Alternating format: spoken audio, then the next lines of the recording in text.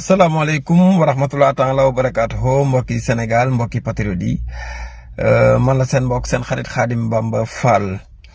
maa ñëwati jàkkaarloo waat ak yéen ni leen koy waxee rek communication de proximité ngir sénégalais yëpp yi jot ci. vidéo tey bi nag dañ koy def jëm ci nawet bi ñu nekk mooy hivernage bi ak inondation yi jublu bi nag mooy di wax ak ñi nga xam ne mooy patriote yi ñun ban taxawaay lañ ci war a am. ndax kat ñaari volet la dafa am taxawaay boo xam ne état du Sénégal moo ko am te suñu xel dal na ci ak dispositif yi nga xam ne le ministère bi nga xam ne moom moo ko géré muy hydraulique et de l'assainissement ki ko jiite di Cheikh Tidiane Dièye jël na ko d'abord ci yenn zone yi nga xam ne ay zone yu sonnoon lañ ci wàllum inondation muy ay infrastructure yoo xam ne jot na ko teg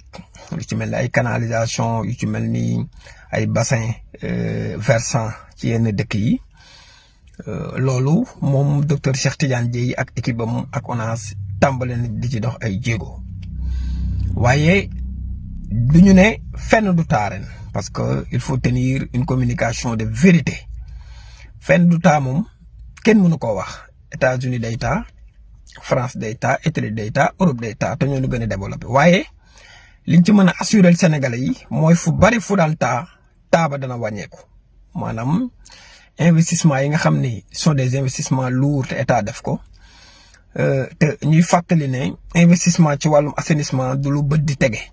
parce que lu ñuy gas di suul la ay tuyaux la ay canalisation la waaye résultat bi am nañ ci yaakaar ci ren. volet bi may waxee nag mooy du volet état ndax lim ko war mi ngi ci dinañu descendre sur le terrain waaye volet accompagnement patriotique bi ci war a am te bi ci njëkk mooy de descendre sur le terrain avoir une proximité bi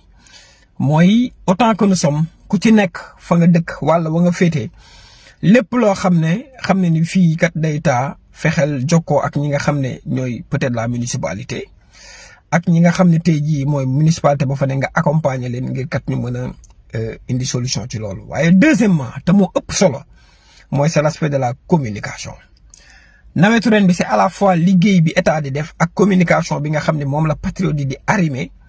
jëmee ci li nga xam ne tey jii moom mooy ci inondation yi surtout nag dans les réseaux sociaux ndax gis nañ ne suñu dëkkandoo yi nga xam ne bëggal lu ñu jàmm Sénégal bu Sénégal nekkee ci guddi la ñuy bëgg bu ñu xëyee suba ba ngoon leen rek la ñuy wër mooy naka la inondation yi Sénégal di taawee naka la Sénégalais yi di ñàkkee dépense naka la accident yi di bëree naka la dee yi di bare naka la agression yi di bare naka la Sénégal di duggee ci guuta ba bu Sénégal amee ndam seen xol du neex li ñuy bëgg rek mooy Sénégal nekk ci guuta ñooñu nag seen stratégie mooy anticiper sur la communication mooy lan di manipuler ak di désinformer jëlee ay images yoo xam ne gis ngeen démb page boobu ñu tuddee Benno Bokk Yaakaar pour 2019 nga xam ne bokk na ci seen page officielle yi gis ngeen démb ñu jël image yoo xam ne Inde la am depuis 2021 xaw ma posté ko ne lii mooy Touba actuellement fii la toll. noonee nag mooy seen stratégie teel nañ ko feeñal ñun tamit dañu war a am benn stratégie la stratégie va se reposer sur la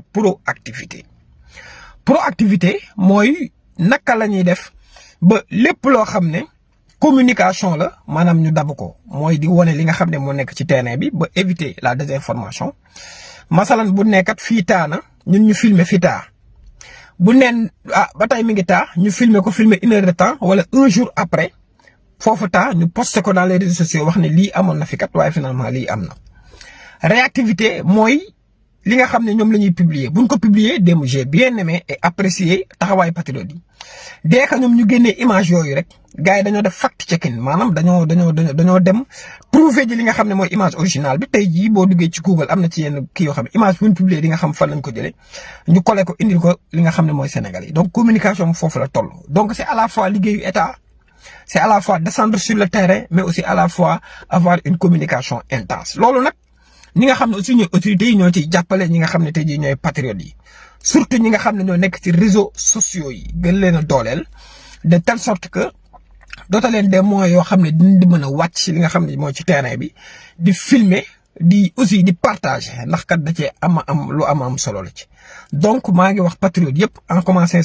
commençant par sama jëmm ju xeebu ji ñu teel a préparer te jëm ci loolu te xam ne ñi fi nekk bëgg luñ ñu ndam waaye ne ndam li kat ñun ñoo koy filmer suñu bopp. am nañ gouvernement boo xam ne jël na déjà ay devant par rapport ak l'inondation